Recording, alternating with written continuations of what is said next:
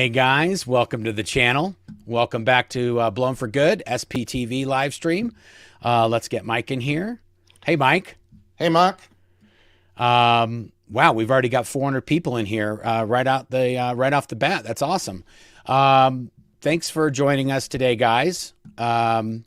Today we are going to talk about OSA, and there was no way that I could have a live stream about OSA without having Mike here.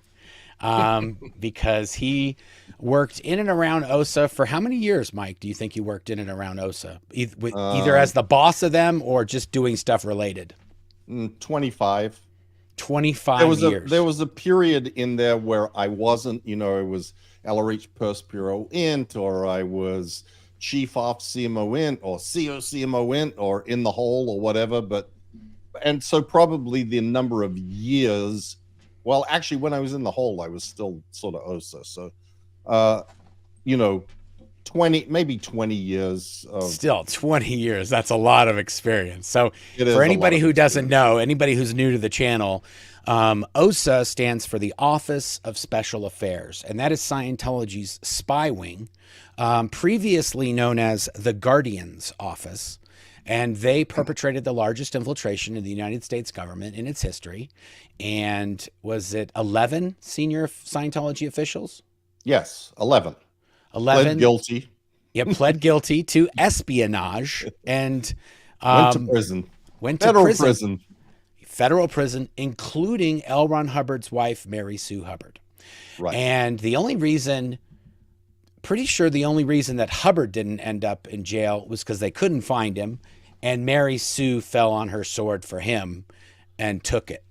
Not just Mary Sue. All of the defendants, everybody who was investigated as part of that government prosecution, claimed that Hubbard knew nothing, that he was, oblivious to all the things that they had done, which was very much a lie. And in fact, the things that they had done were based on what he had directed be done. So it was couldn't have been any further from the truth what they testified to. Right. So and the only reason the only reason they pled guilty and they had to fall on their swords is because they had him. It was done. They caught him red-handed, and then the FBI raided Scientology's facilities in DC, and Hollywood, and in both locations in Hollywood, the Celebrity Center, right, and the complex, and in their Washington DC location.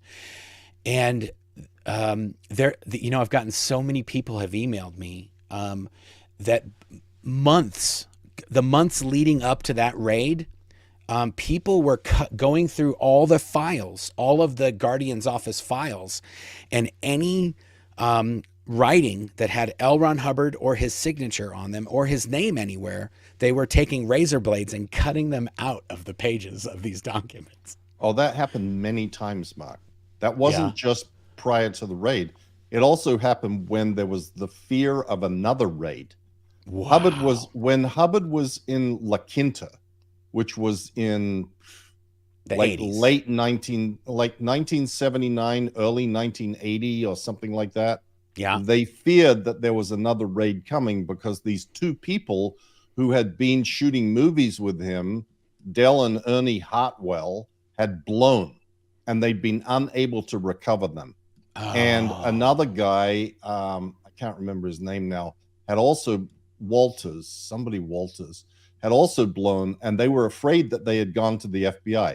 They may have even gone to the FBI and reported that, well, you think that you got all the people that were involved in everything. You didn't. They're still there doing it. Stuff going on. Yeah. And so that's when Hubbard took off in the middle of the night with his, go bag and two messengers and went to Reno, Nevada, and hid out in a motel in Reno with Dee Dee and Annie Broker, and I think maybe Claire Rousseau, and then I think Gene Denk came there too. But they were like in hiding, incognito, in a motel in Reno, Nevada. And he then subsequently well, I'm getting off into something Yeah, that's completely irrelevant. I know. But just so for the setup of it, the Office of Special Affairs, after this whole thing happened with the Guardian's office and they went to jail, Scientology said, we have disbanded the Guardian's office. There's no, the Guardian, we got rid of everybody from the Guardian's office. That doesn't exist anymore. And what they did was they changed the name to the Office of Special Affairs. And even some of the same people that were in the Guardian's office still work for the Office of Special Affairs, like Rick Moxon, Kendrick Moxon.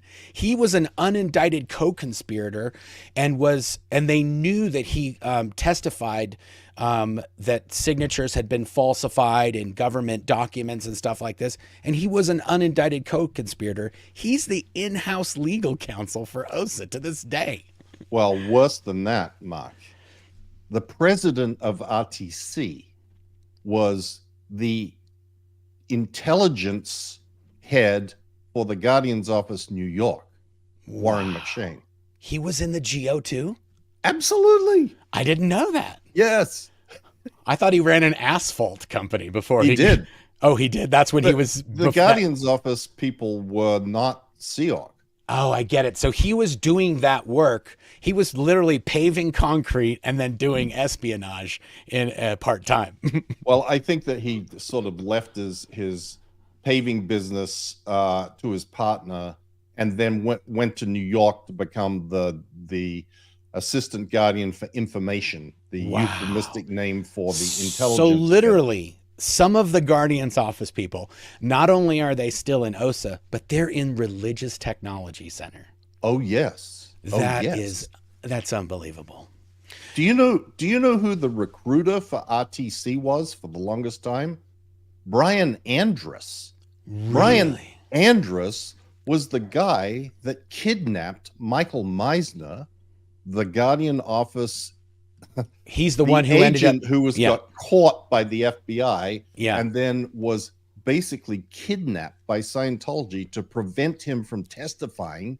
And that became a central part of the case when he finally escaped and went to the FBI and said, they were holding me in this safe house. They put a tennis ball in my mouth. They handcuffed me. They threw me in the floor of the back of a car and moved me to another safe house.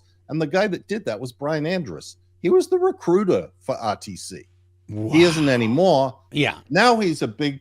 Now he's a patron. He's a whale of Scientology in Clearwater, who's developing the buildings that they're. That's right. You know, that's all those properties. Yeah, that's Brian Andrus. That's exactly right. Brian Andrus. So literally, you have Guardians office. The head of the Office of Special Affairs today, Linda Hamill, was in the Guardian's office. She was the Deputy Guardian United States. Wow. So Kathy O'Gorman, who is the head of data of OSA International, was the Assistant Guardian for Flag. She was the AG Flag when the operations were being conducted against Gabe Cazares. Wow. That's amazing. So this is a perfect example. So Scientology gets caught for infiltrating the government. A bunch of people get arrested. They lie through their teeth. We're not doing that anymore. The Guardian's office has been disbanded. Meanwhile, all of those people that were in the Guardian's office are still working for the Office of Special Affairs to this day. They just call it something different. The playbook that they operate off of is exactly the same as what the GO had. There's even OSA documents that were written to the GO that they when you study, when it's like, oh, this is this, you know what I'm saying? Like when they write an issue. Right. They were written for the Guardian's office and modified to say now, instead of Guardian's office, Office of Special Affairs. Yeah. But it's the same writing. Just they changed the word. It just changed the name on the top of the issue from a Guardian order to an Office of Special Affairs network order. That's it. Wow. That's amazing. Right.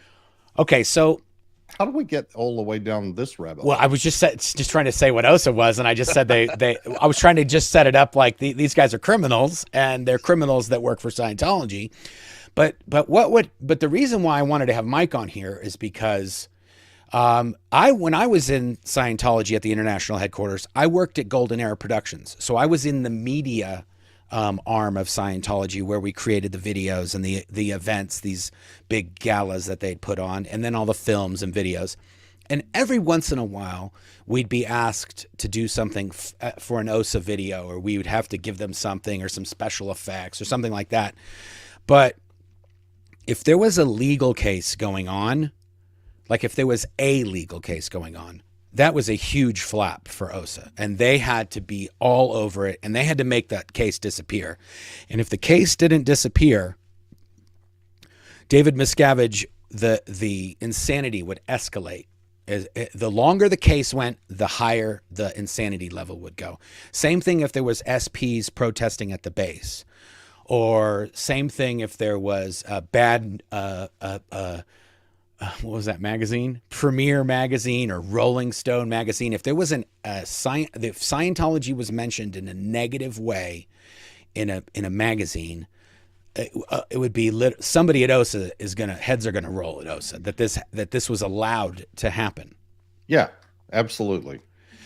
Okay, and there were a lot of things that OSA would make disappear of these type of things. TV shows that are about to happen, or an interview that was interviewed and that never saw the light of day. They did spike stories, and they did make these things go away. And that's sort of that's their gig. That's what they're supposed to do. Right. And so the reason why I wanted to have Mike on here is because there was a thing that happened a few weeks ago where there was a legal case in Switzerland where Scientology was accusing some people of harassing them. Scientology said, these two guys are harassing us. And I don't know all the ins and outs, but they could have been protesters or people that were just saying, hey, Scientology's evil. They shouldn't be doing evil in our town, and we don't want them, and they need to get out of here. And so Scientology said, we're taking you to court. You guys are harassing us. And then Scientology didn't show up to the hearing, and they lost the case just because they didn't bring their lawyers with them to the case. And the second I saw that, I thought, oh, OSA is doing something else besides what they're supposed to be doing, or they're just too much for them to do, that could just slip through the cracks like that. Too much. They have too much. They're even back in the good old days when OSA, I say good old days in inverted commas, when OSA had a lot more stuff than it has now, and a lot more competent stuff than it has now. This current onslaught that Scientology is under in the media, in the legal arena, with criminal conviction of Danny Masterson, with the internet absolutely slaughtering them all day and every day, with SPTV, they would have been overwhelmed and would not have been able, or we would not have been able to deal with all of this stuff at one time. It would have to be focused on what's the biggest stuff, and the biggest stuff would be whatever Miscavige had his attention on, whatever he was complaining about or worried about or issuing orders about. That would be what everybody would be working on, and a lot of stuff would fall by the wayside. Now the amount of things that are falling by the wayside is huge, like far more than I have ever seen. There is more stuff that now happens that is sort of, I look at it and I go, oh, this is this is not good. Up there on the 10th and 12th floor of the HGB building is not a happy camp. Well, just the fact that there's, Aaron's doing videos on his channel, and he's got people in the orgs talking to him that he's then telling their stories. What about Matt Pesh? He's got Matt Pesh. Family members are calling him. Scientologists are calling him. They're giving him. The funny thing about Matt is, I mean, he's basically retired, and as for fun, he does Uber. He delivers people to the Scientology base. He's driving Scientologists to the base, and they're telling him stuff on the way there. Yep. They don't know who they're talking to, but then you've got Sea Org members that are escaping left, right, and center. Those Sea Org members, in a lot of cases, are contacting us and then telling us stuff. You've got staff members that are escaping. Like, these are the Scientologists that are employed in the organizations all over the United States or all over the world that aren't part of the billion-year contract Sea Org members. And then you got obviously the Danny Masterson case. That's probably the flap of the decade for OSA right now. That case, that entire thing was OSA's mess that they created, decades ago, really. Two decades ago, they created this mess, and they burned a bunch of people, and those people felt like they got burned. And so they were out for justice. They wanted to say, like, you guys said we were the bad guys, and then this guy got to go away, and then he kept doing what he did to me to other people. Right. And so it was just like, there was no way that was never going to get back out. Well, the reason I think OSA should be really freaking out about now is, I guarantee you there's 100 other Danny Masterson such scenarios that went down. Maybe not all exactly the same, where somebody was assaulted this way or that way, but there were crimes committed that have been covered up by Scientology. This has been going on for decades. And in most cases, the people that were victims at the time either are no longer in Scientology, or Scientology kicked them out or did them wrong in another way. And so these people are seeing this Danny Masterson thing, and they're all starting to come out of the woodwork. Oh, absolutely. And absolutely they are. Yeah. And that's where I think OSA is, because it's like, it's like one of those whack-a-mole, Exactly. Which hole do you cover in the dam when there's 100 holes? I totally agree with you, Mark. The issue from, as far as OSA goes, is compounded. It is not just that there are all these people out there. It's that they are becoming braver and less concerned about speaking up and stepping forward. It has become safer in the minds of people to speak out now. We are seeing people who have been silent for years and years and years suddenly stepping out and saying, okay, it's time for me to talk. And I'm going to tell you what I know. And there has been a lot of those in the last 6 months. I mean, SPTV has ramped up the level of people who are speaking out by about 10x in 6 months. Easily. And that's what you can see on the YouTube end of it. Like, you can see, like, even Sterling and Mike Brown, we're friends with these guys. We've talked to them for years. Yep. But they never were at a point where they would be like, oh, I'm going to tell my story on YouTube. Almost, I would say 90% of these people were not at that point. And we did the show, the Aftermath show. The people that were on the Aftermath show, that was probably 2 times as many people that were willing to speak out than before the Aftermath show. You know what Correct. I'm saying? Exactly. It was probably growing exponentially since really what I peg as the watershed was the Truth Rundown series in the Tampa Bay Times. That's exactly because right. That's when the first people sort of stepped forward. Marty, me, Tom DeVocht, you and Claire, and there were a few others, but we sort of came out very publicly and spoke. And then when they did some of the follow-up, there were more people. Then Jackson and Shelley Carias and I can't even remember. High Levy and there was more and more and more. And then when it got time for the Aftermath, and I started calling around to people saying, "Hey, would you like, we're doing this show now. In season 1, there weren't so many people that were kind of willing. Like, that was Aaron came out for the first time. Yeah. He hadn't really spoken out. Mary Khan hadn't really spoken out before that. We did an episode with her and a couple of other people, and we did you and Claire and Tom and Jeff Hawkins, Jackson, people who had already spoken. But then in season 2, we started getting more and more, and Miriam and Sina and and Chrissy and Chrissy, and like it grew and grew, and now it is just continuing to grow. And people are writing books too. Yes. That's amazing. There's books that are coming out. I know. There used to be 5 books by ex-members. Now there's 50. I know. And so this is, if I was in OSA, I would be feeling like, okay, we've been sticking our fingers in the dike for 10 or 15 years, and we used to do pretty good at that. We call it a dam now, just so there's no confusion, Mike. We call it a dam now. Oh, okay. Okay. Got it.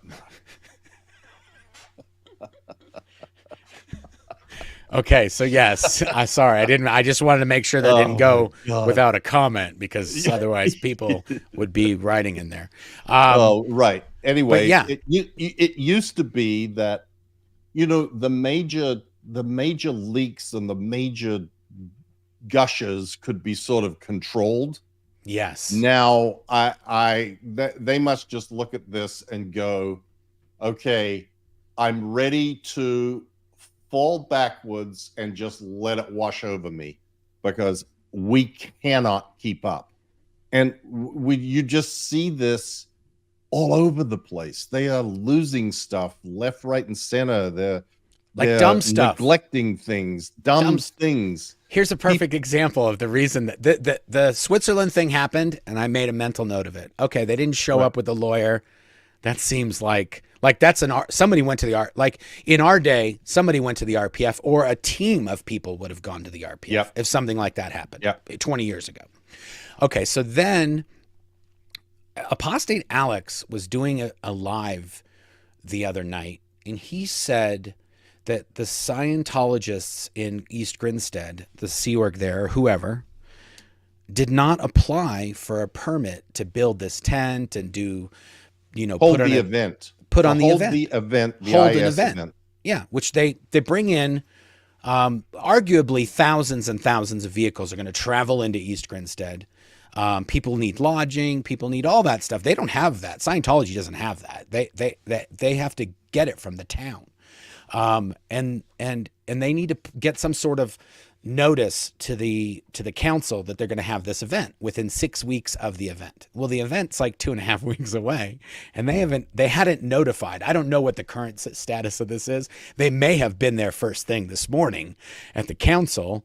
We'll have to find out. Whatever. I watched Apostate Alex's latest live that I think was live earlier this afternoon. And he didn't say anything? He said that he had spoken to the people who are in charge of these permits, and that they still hadn't received anything. Okay, so that to me is like, okay, fine. Well, that's not the biggest deal. And Scientology does have one of these. If there's a fine, we'll just pay the fine. It's just sort of like, whatever. Oh, yeah, it's $5,000. Like Clearwater. Well, yeah, they were pay. How much did they pay? $300,000 in fines? Something like that. $300,000 they paid in fines. They didn't get permission to put up the tent for that kooky IAS event they held there, and they went, we're not taking. They got ordered to take it down. They said, we're not taking it down. They said, we're going to start fining you, and they said, okay, big whoop. Yeah, and then they paid the fine. Didn't want the tent taken down because he would lose face, so they just paid. Yeah. So you could think like, okay, fine. And that was my first reaction.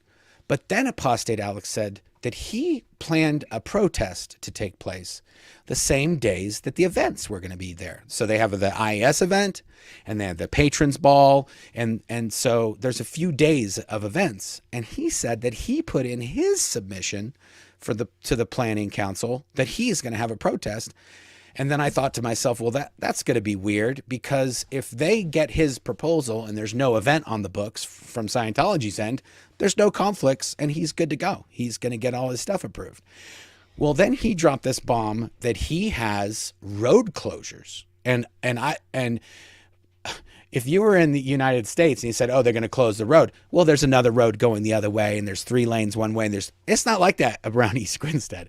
East Grinstead, if there's a car driving down the road and you're from America, you're probably going to pull over and let that car go by. If you're from England, you're both going to rip right by each other, and your mirrors are going to there's going to be like a one little hair between them when you pass. And you might even touch a little. There might even be a little kiss as the mirrors go by. But it's a very, very, very tight road. And if the road is closed for people to walk up and down the road doing protesting, then the thousands of Scientologists that are arriving there from elsewhere are not going to be able to get there. And even if they put them on buses, like, I'm going through my mind all the things they're going to have to do. Like, oh, we're going to stage them here, and then we're going to bus them in, and then we're going to do, it's just the logistics is a nightmare if there's a road closure right outside St. Hill. That's really the part that makes this not workable.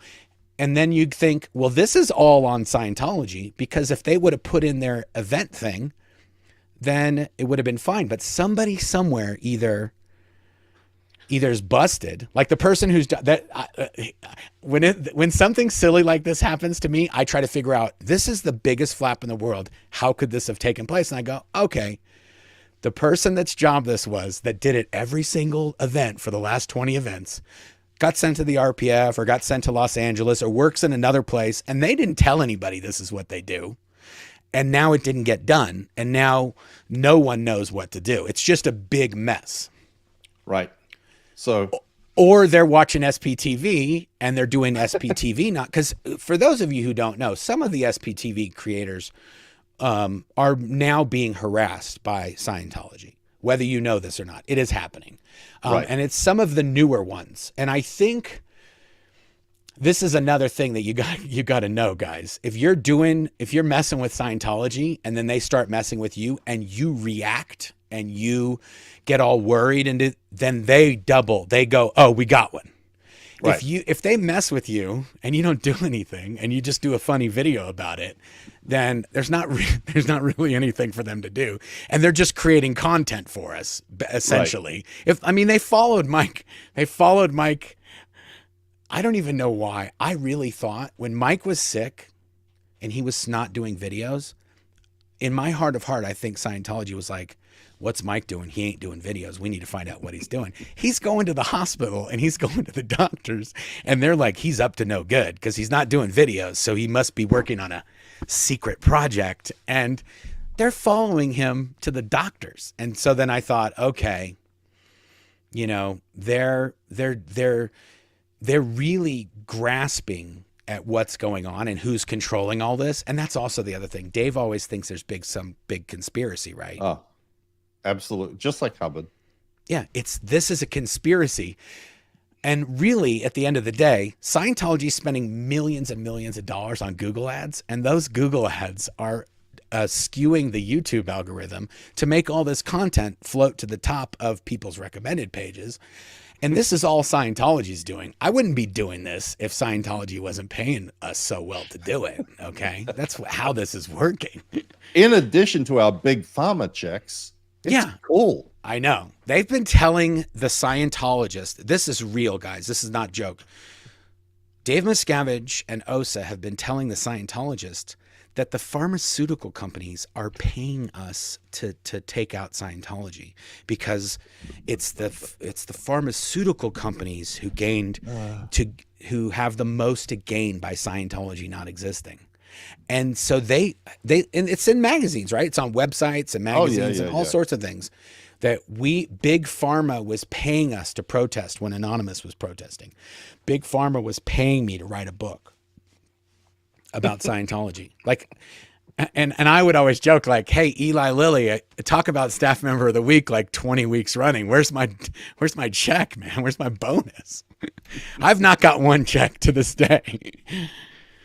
You haven't? Is it Pfizer? Who's supposed to be paying us? Pfizer, Eli Lilly. Yeah, I don't even know any of the other ones. What are the other ones that should be giving us dough? Oh, the AbbVie. I mean, there's AbbVie.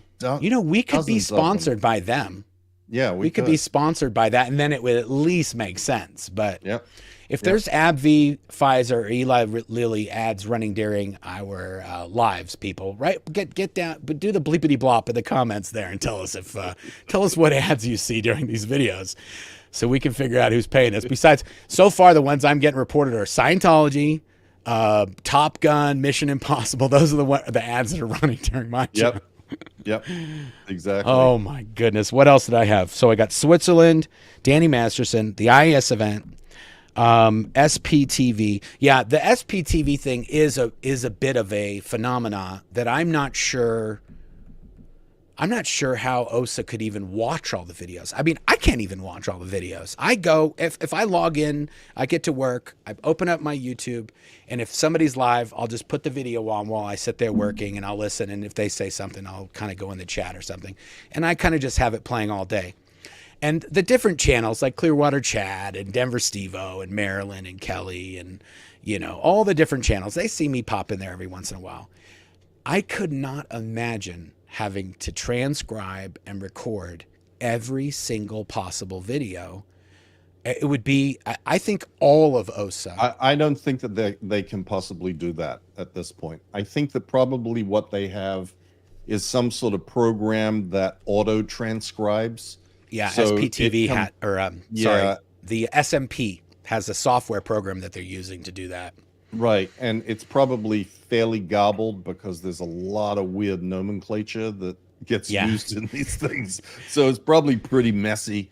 And then the best one is that if you say David Miscavige or you say David Miscarriage, it'll do it. But if you say David Miscavige and you say his name right, AI will still say McCabbage. 9 out of 10 it'll say McCabbage. I use AI all the time to do stuff for my podcast, and it literally I thought I taught it after a while, because you can correct it and tell it this is the way it is, but every once in a while it'll pop out a McCabbage on me and I'll be like, oh man. Yeah, and then I think there's probably a few people that are assigned the task of skimming through them and like highlighting and they probably have some flags, like when Masterson gets mentioned, when Miscavige gets mentioned, when like certain things get mentioned, they flag them. But it's overwhelming. Like I said, the dam and the fingers in the dam not able to keep up with the leaks that are springing, and there is more of them every day, literally every day. There's new things that show up that you go, oh wow, here's another one. Oh wow, here's someone else. Oh wow, another person speaking out. Oh, another article. Oh, another YouTube channel. Oh, another YouTube video.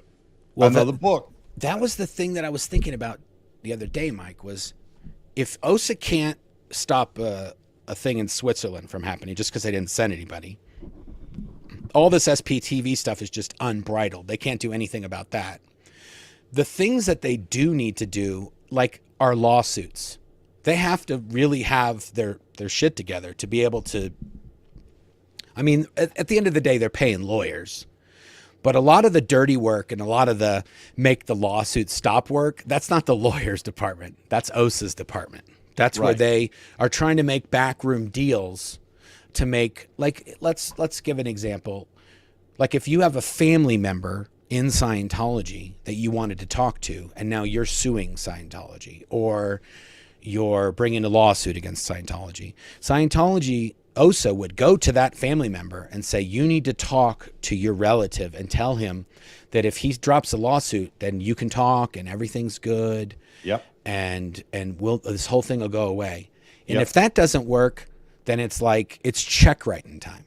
Like, okay, OSA needs to figure out how we're going to pay this person and not do it through the lawyers, because then the lawyers will get paid.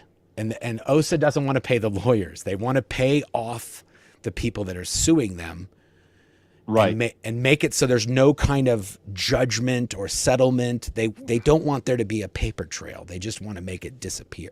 Which reminds me, Mark, of something else that came up recently, that it was another indicator of the demise of the Office of Special Affairs, Rosemary Chickwack. Yeah. That they just paid the full amount with a check or a deposit into her account. Yeah, like they didn't even tell her. Asking for a release, not even asking for one. Yeah. This is like unheard of. There was many, many, many, many times when the holdup to resolving one of these situations was there absolutely had to be a release.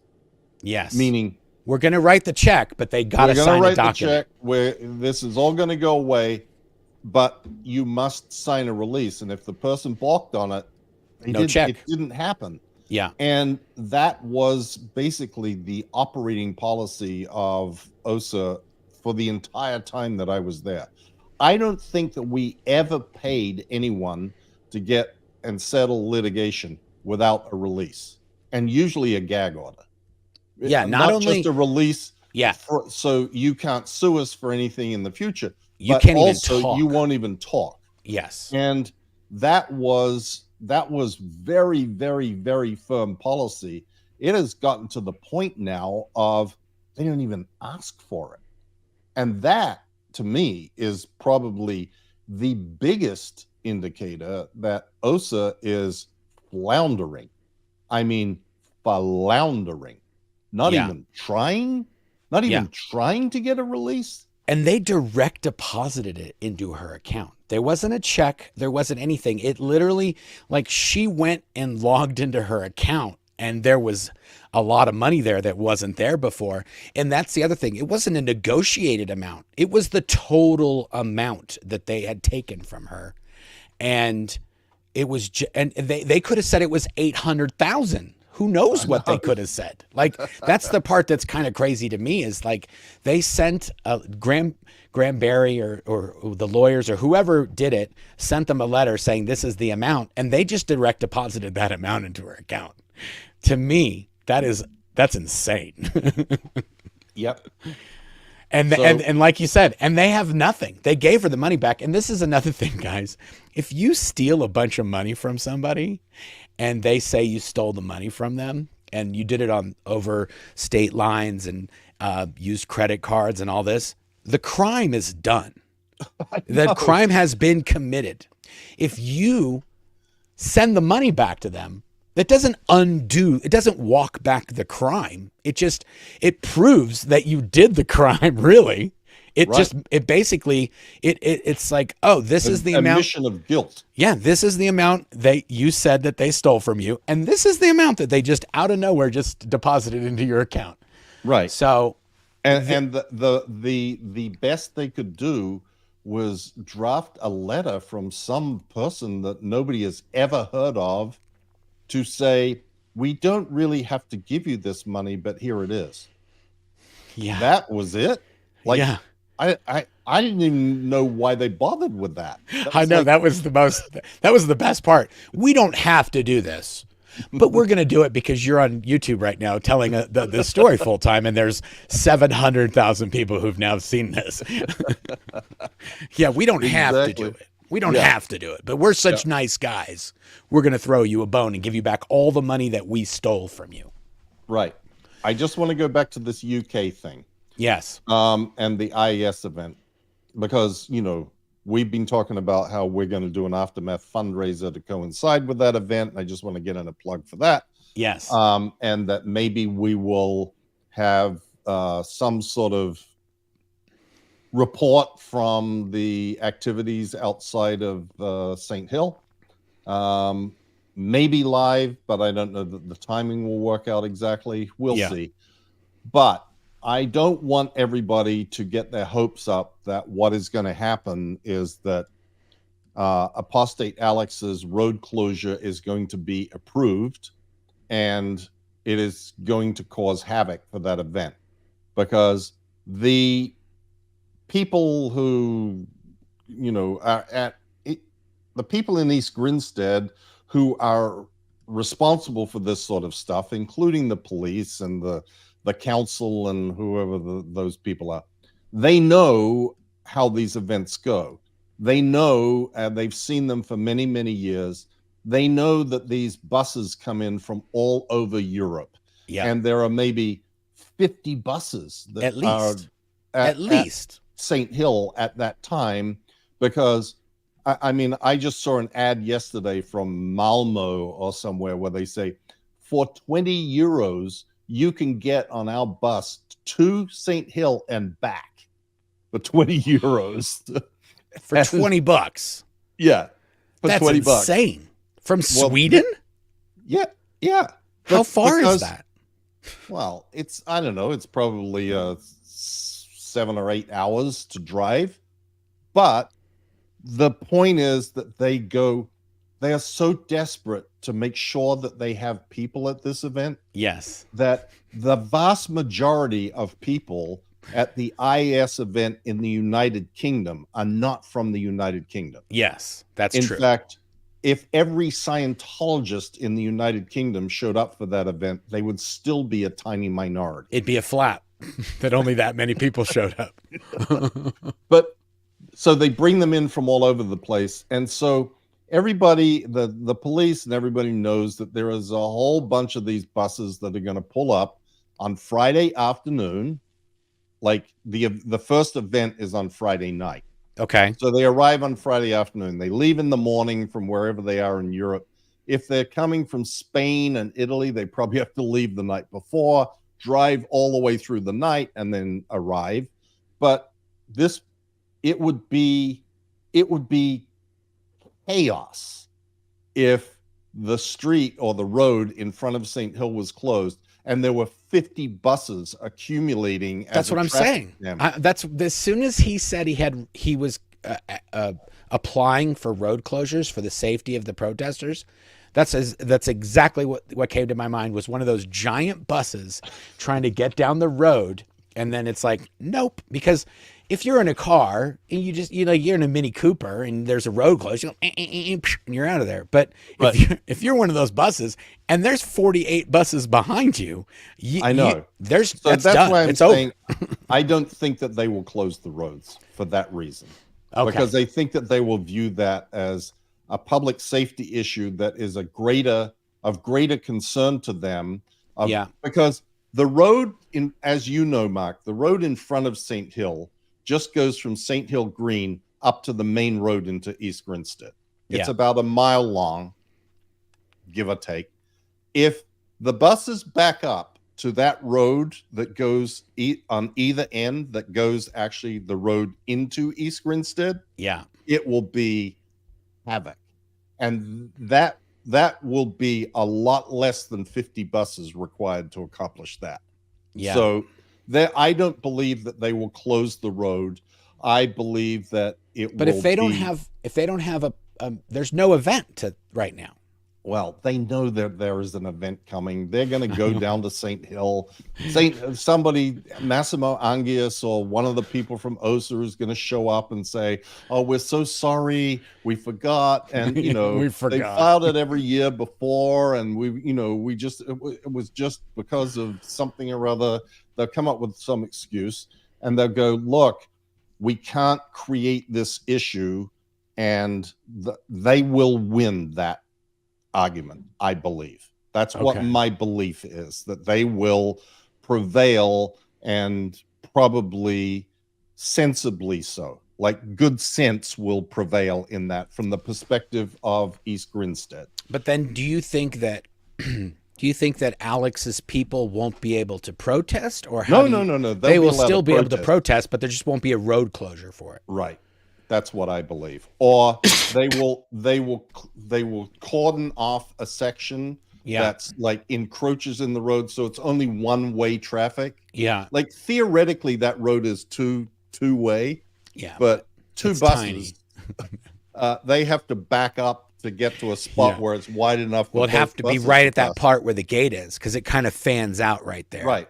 And there's 3 gates into St. Hill. Yeah. You know that. That's true. There's the main one at the Yeah. top where the parking lot is, where everybody tries to go. Yeah. And then there is the manor gate, which not supposed to be used by anybody. And then there is the gate at the stables down the bottom, which connects. Isn't that where the parking goes? Don't they have a big field where everybody parks in? That's at the top. Okay. Yeah, that's at the top.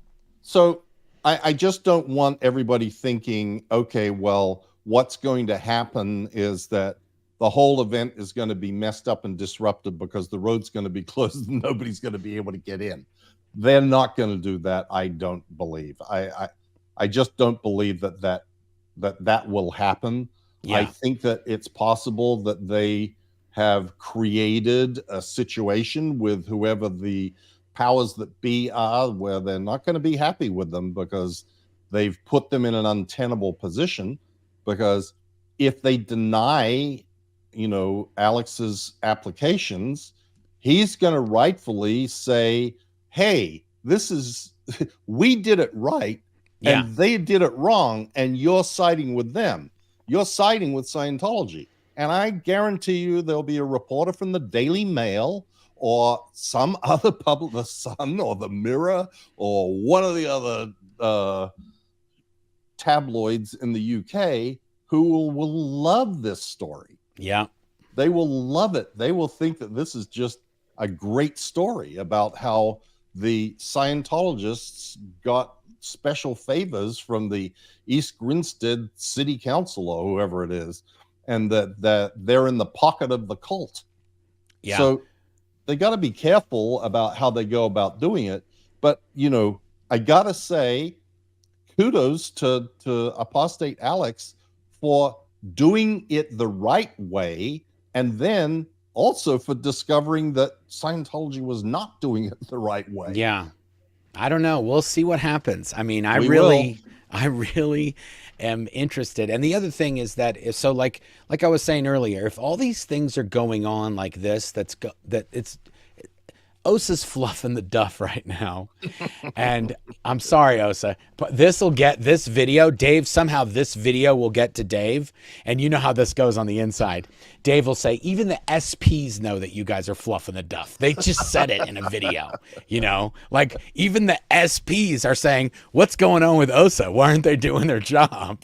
Okay. Like, hey, Osa, you're supposed to be on the stick here.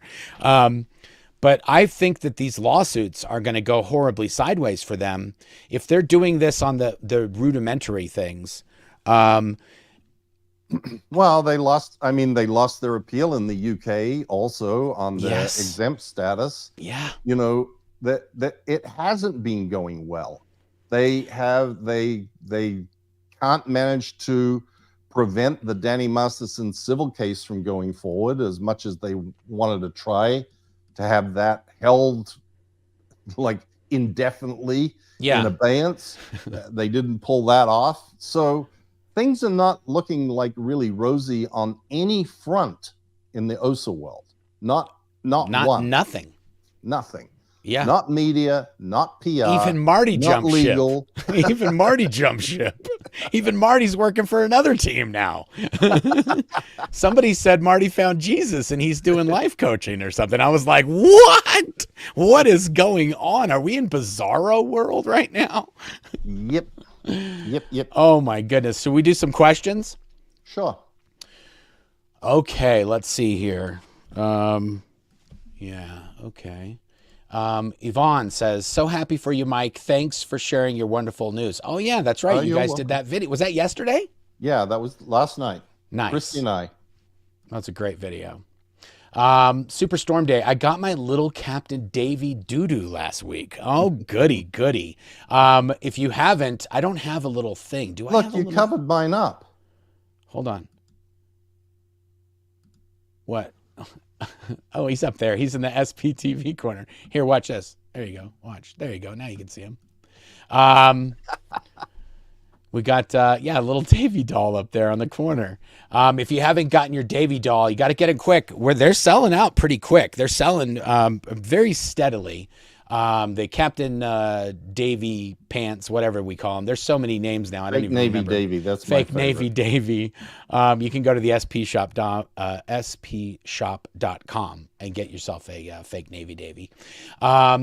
Catherine, hello, Mark and Mike. I just finished your book, Mark. Thank you so much. You done good. Would love a part 2. Mike, you're on my list of books to read. Why, thank you, Catherine. Excellent. I appreciate it. Mrs. T. Rush. Mrs. T. Rouge. I'm always trying to see if there's some hidden meaning in these names. That just looked like Mrs. T. Rouge. Why didn't Andress go to prison for at least tampering with a witness, if not kidnapping? I actually don't know the answer to that. I think they focused on the higher ups, like the people that got prosecuted by the DOJ were the top of the Guardian's office. Yeah. Kind of not the flunkies. So that's just my supposition. I don't know. He's a whale now. He's a big high roller in Clearwater. Guardian's office agents everywhere. Henning Helt was the same way. Henning Helt was in the Guardian's office. I think he was one of the ones that went to prison. Yes, he was. Henning Helt was the headmaster of the school that I went to, Delphi in Los Angeles. He was the headmaster after he got out of prison for infiltrating the United States government. Yep. Special qualifications to be a Scientology principal. You have to have at least done some prison time, I guess. Mike was Mary Sue's replacement. Well, kind Sort of, of. actually. Yeah, no, that's a good point. Really, I was thinking like, no, and I was like, actually, he kind of was, actually. He really kind of was. You really were, Mike, if you think about it. Eventually, yeah. Yeah, you were the WDCO, so which might as well have been the Guardians. What do you call it? The Guardian. CSG. CSG. Commodore's Staff Guardian. Yeah. Wow. Yeah, good job, Ann Taylor. You're exactly right. No one's ever said that before. No, and that's true. It was 100% accurate. Thank you for that. Peyton, question. Is it true that there is a new org opening in Mexico, if you happen to know? Yes, it is true. And they've been building. No, it's not a new org. It's a new building. Yeah, but they've been building that thing for like 10 years, 15 years, right? Isn't that the one Mexico wouldn't allow them to work on for years and years and years? Well, that was the AO, but there is another one, and they all have these weird names, but there is a building there.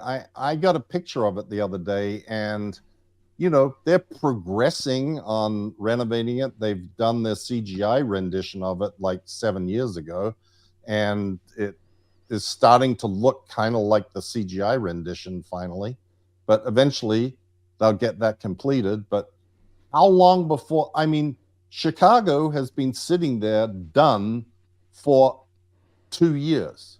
Yeah. Apparently Port Elizabeth is done and Austin is done. These buildings, and they're paying rent to Scientology.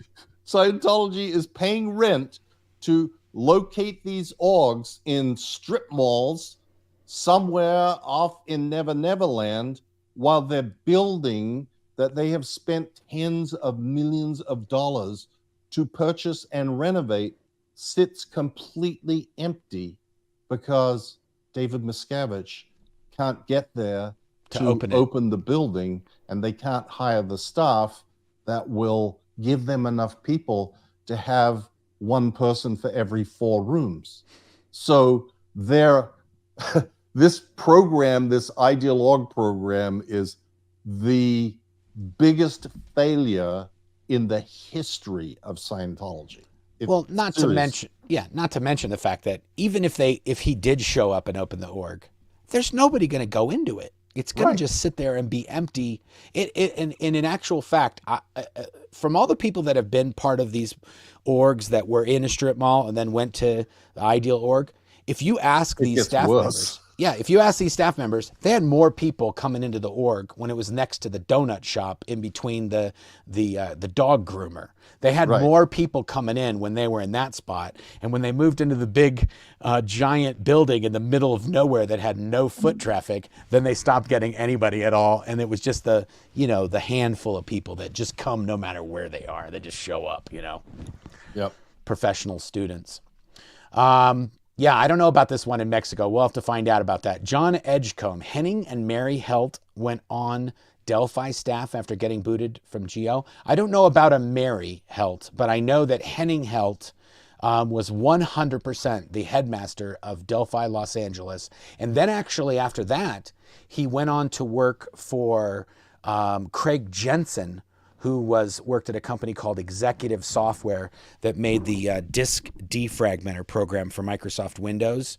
And then they called it something else after that. I can't remember. But either way, he worked at a big Scientology software company that was owned by. That's because Craig Jensen was the deputy guardian legal for the United States. You are blowing my mind right now. Craig Jensen, the head of the software company, was also in the Guardian's office. Yes, and he got booted out of the Guardian's office for being on watch when they accepted service for L. Ron Hubbard. No way. Yes. So he's literally just been making amends for the last 40 years to David Miscavige. Craig Jensen, to begin with, was not allowed to go onto OT8 because of that. Even after he gave millions and millions of dollars? No, that was before he gave millions and millions of dollars. He started giving millions and millions of dollars. And then they let him do OT8. After, I think it was the second maiden voyage or something, and he showed up and Miscavige saw him, and it was like, get this guy the fuck out of here. Like, seriously, it was Craig Jensen. Yes, Craig Jensen was like persona non grata. Wow. Because, I think one of his daughters was a Sea Org member for a while. I know. He got back into good graces with enough checks. Wow. And no idea. Executive Software became the go-to place for ex-Sea Org members to be shuffled into, because they would be watched there and they would report to Kirsten. What's happening with Joe Blow? What's happening with Jackson? What's happening with Jackson? Yeah. Jackson, when he went from security chief in base, he left the Sea Org and he started working at Executive Software so they could keep tabs on him. Even though he wasn't in the Sea Org, they have Scientologists that have companies and they put Sea Org members. And that's the other thing. They can pay them almost nothing. And it's still 100 times what they were making in the Sea Org. Right. And just to go back, Mary Helt was Henning's wife. Yeah. And she was in the Guardian's office, U.S., at the same time that Henning Helt was the deputy guardian for the United States. And she did end up somewhere at Delphi, but I can't remember where. Huh. Their daughter, Letty, Yeah. was the receptionist at the Sandcastle. I know. I learned how to drive in Letty's car back in 1988. She had a little French Le Car, a little red Le Car. And a gentleman by the name of Jason Walker taught me how to drive in a parking lot of the Countryside Mall one afternoon. And it was in Letty's car. But yes, I knew that Letty, she joined the Sea Org as soon as she got out of Delphi. She went to Delphi, Oregon. Right. And I think as soon as she graduated, she joined the Sea Org. But she was never allowed to do any position. Because she was Henning's daughter. Because she was Henning's daughter. So she was the receptionist. And she was actually a pretty competent, bright girl. Easy on the eyes, too. Yeah, she was very pretty. I mean, anyway. Unbelievable. So many stories. Lisa in the Sky, MU. Question, was John Safran ever on COS OSA radar for his Xenu LRH Beck skits in 2004? Would love to see SPTV do react videos on those skits. I've never heard of this. No, me either. I'll have to look into that, Lisa. A lot of the spy files that I have are from 2004, 2005, 2006, and I haven't seen anything in there about that. So I'm not familiar with that name at all. Yeah, we'll have to look. Thank you for the super chat. Anthony Spurgeon, blown for good, Scientology exposed. Who is the head of OSA right now? I think it's Linda Hamill. Linda Hamill. And Linda Hamill, you know what? That's exactly right. Linda Hamill did some kind of something recently within the last few months. She's made some kind of statement for something. Whether it was like something in a legal case? Yeah, and I remembered that a bunch of the spy files documents are from Linda. Yes. And I was like, oh, this person is not the person who needs to be writing this. We have so many good documents to cover from her. So I'll have to find that and put them up. Like, this is the same person who said this. Okay. The person is like, oh, we're all for human rights. And it's like, we're going to start a war with you if you don't stop talking about us. John Satowski says, Mike, will Christie allow you to eat fudge? Oh, watch out for this, Mike. You've got to answer this very carefully. I don't like fudge. This to John. I'm not a fudge eater. Oh, he's not a just fudge so eater. You know. There you go. You know that, Mark. I'm not a chocolate. Oh, guy. I know. Not at all. I'm not. I like brownies, but I'm not so big on fudge. But this fudge from Uranus was very good. The best fudge comes from Uranus. John Satowski, thank you very much for that. Yeah. I guess it's a no-go on the fudge for Mike, John. You got to figure something else out.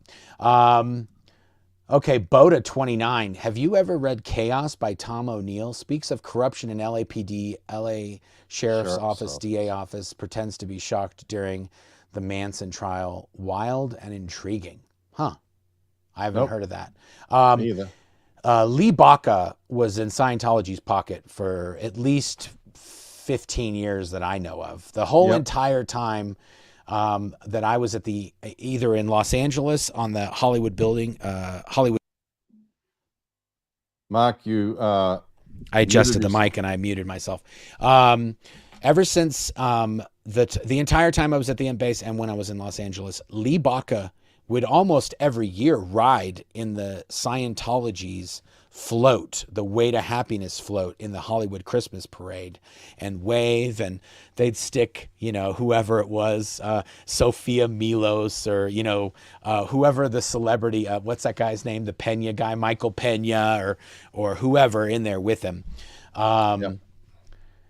Yeah. I don't know about this Tom O'Neill, though. People are like really throwing all kinds of things at us that we don't know about. Rev Girl, I encourage everyone to write RTC KRs. You can actually go to the RTC website, religious-technology-center.org, and you can write a knowledge report right on their website. Definitely bag up and use a VPN if you're going to the Scientologists directly to one of their sites, though. That's not a good idea to go in unprotected. See my tutorial at RevGirl9. It's easy and we could keep them busy. OSA will love the attention. I don't really know. If you go to RTC's website and write a KR, I don't know how they really handle that. It's probably just kind of, it's like a spam. It depends on what it says. If the KR is clearly, a satire, a joke or an attempt to get their goat, then they will just ignore it.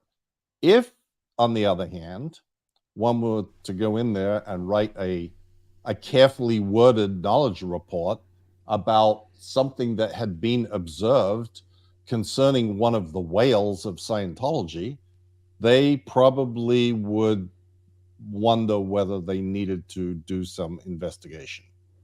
And that could keep them busy for a while. Yeah, especially if you know something that OSA don't know. Right. That would be legitimately, that would keep them busy. So because there are a bunch of people that have written to me recently saying, well, I worked at this place and I worked at that place and this is what they were doing and this is how they were treating people and this is the assaults that were occurring and like a lot of this stuff. And, hey, RTC wants to know about that sort of shit. Yeah, they really do. Oh, yeah. There used to be a $10,000 reward if you knew of a crime that happened within Scientology or within a Wise company or something like that, and you reported it, and it led, it was trademarks and copyrights. If somebody was misusing right. Scientology copyrights or trademarks, it was that, and then there was a policy that says if someone tries to blackmail you for something, yeah, and you turn them in. Yeah. You get a reward for turning them in, and we'll deal with the blackmail. Really? Yeah. Wow. Craziness. Free Xenu project of Farsec. So there's no, it's not TGA. This is not the Free Xenu project of TGAC. This is a farsec. That's where psychiatrists are born and what planet they come from.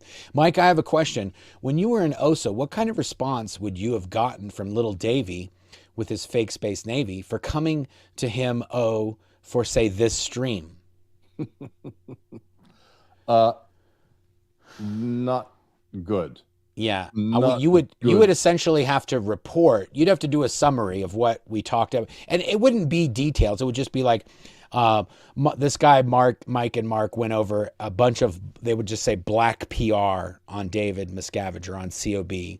OSA would write that, and then it would go up to Mike, and then Mike would have to kind of say there a little further. There was a video. Yeah, there was a video that was done, and there were some things. We're taking care of it. We're investigating these guys, and everything is in hand. And don't worry, sir, your good name is being preserved at all costs. We're working 24/7 to make sure that these people are put out of business. You know, it's so funny. Blah, blah. There was a video. We did a film, and I'll probably cover this with Mitch, but we did a film with a girl at Gold. We did a film with an actress at Golden Era Productions, and she was in a movie called The Married Couple. And we had shot this whole movie with this woman, this actress.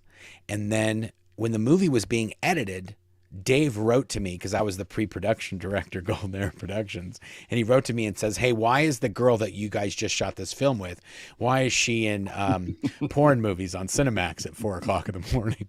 And I'm like, yeah. Why are you watching Skinemax at 4 o'clock in the morning? That's really the $1 million question here.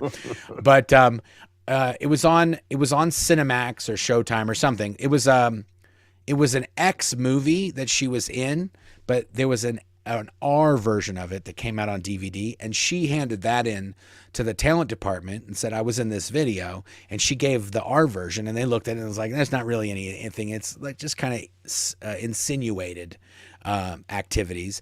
But the one that David Miscavige watched on Cinemax, all of that insinuation was there in full Technicolor glory. And so I had to watch the thing for research purposes. I had to see what he saw. So I got the version that he watched.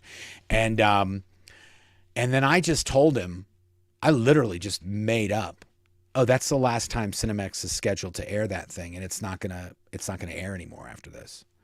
And because I knew, I was like, well, how is this going to keep going? This is not he can't keep going down this road. Like, hey, dude, 2 months ago, you told me this wasn't going to be on, and I just watched it 3 more times. You know, like, I was like, how is this going to not be a thing? How is this even a thing?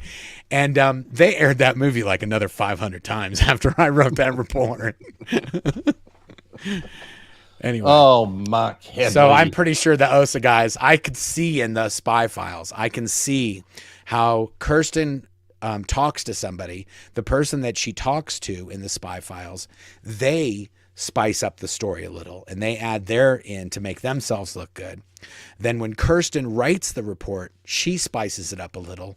And then when it goes to Linda, Linda adds her little spin to it. And then when it gets to you, you take out all the fat, and then you summarize it, complete bullshit. And then that's what goes to Dave. And I'm like, oh my God, this story it's like Telephone Game, but with like Scientology's mixed in with it. Yep. King Cobra 357. Nice to see you, Mike, up and running. I've had issues watching vids of Mike since the announcement of the Big C. I hope your health is adequate. Yeah, King Cobra, thank you. Yes. He did a video yesterday. You got to get over to his channel and watch that one. Everything's good now, as good as it can be, right? I mean, actually, if you're not watching on my channel right now, get out of Headley's and come on over to mine. Yeah, King Cobra. Mine's much more friendly than Headley's. Yeah, his subscribe button is nice and furry. It's like felt. Okay, touch that. Rub the kitty. Okay, here we go. Laura Font. Please say hi to Lucy. She is having a moment and needs a pick-me-up. Oh, hey, Lucy. Hi, Lucy. Lucy, come on, man. Take it easy. It's okay. Everything will be fine. Yeah. Lucy, if there's one thing I've learned after being around so long, Everything's going to work out. Okay. It's going to work out. Don't get too worked up over anything at any given time here. Thank you for that, Laura. Feel better, Lucy. Omelia7, super chat. Awesome. Or super sticker. Thank you. You can ask a question next time if you want. MexAO got a dig permit for 1 million cuffed of dirt. Cubic feet. Oh, cubic feet of dirt. MexAO got a dig permit for 1 million cubic feet of dirt. I'm telling you, they're just pouring money. It would be one thing if they were stealing the money and then they were spending it on like rehoming the homeless or, reintegrating all these abandoned Scientologists back into society. They're literally just building buildings that no one ever goes into and no one ever does anything. It's just a giant waste of everybody's time and money. Keisha, Mark has been fishing again. How was the catch? Keisha, we saw a ton of what are they called? Bullhorn sheep. We saw an otter. We got 4 nibbles, no catches. This is a hot spot for us. Last time we got 7 fish. And yes, that is why I'm so red. I've been fishing with my youngest son all day today. And I wore my sunglasses up like this because I didn't want to get raccoon eyes. And so I got raccoon eyes here and here. And so that didn't work out the way I planned at all. And it was supposed to be really cold and it ended up being kind of sunny and I was unprepared. Sorry about that. Sorry, I'm so red. A few days, I'll be good again. Jennifer M. Question, does anyone question the reaction and thoughts of DM are very paranoid? Well, no, nobody questions that. No one questions it. It does seem that he's paranoid. Even when we were there, he would tell us we were suppressives a few times a week at least, I'm pretty sure. Yeah. He would threaten to disband the property. Yeah, we were always out to get him. The part Everybody that really was out to get him. The part that really always stuck out to me is that if he got given a water bottle and the top even looked suspect, like it had been cracked and resealed or something, he would literally just throw it to the side and be like, "Give me another one." And I thought, like, you think we're going to open up your water? You think that's how it's going to go down? I was like, I'm pretty sure when it happens, it ain't going to be the water bottle. Or one of those stupid protein bars that he used to eat all the time. Yeah, was it pure protein? What were they called? I can't remember what they were called. I remember the Penta water, but I don't remember the name of it. But and they would be like carefully prepared, but not actually fully opened. Yes. But ready to be easily open. Actually easily open. Yes. I remember that too. It was such a weird thing. When David Miscavige would come, because he would have meetings in my workspace, like the place where my jobs to have a meeting, he would meet in that conference room where I was supposed to have my meetings. So, and there was an L. Ron Hubbard policies that said I had to have certain meetings every week and during a film, and we had to have these certain things. And if we didn't do it, inevitably Dave would be the one that would light us up for not doing it. And so he would meet in the place where we were supposed to do it, and then we couldn't meet there.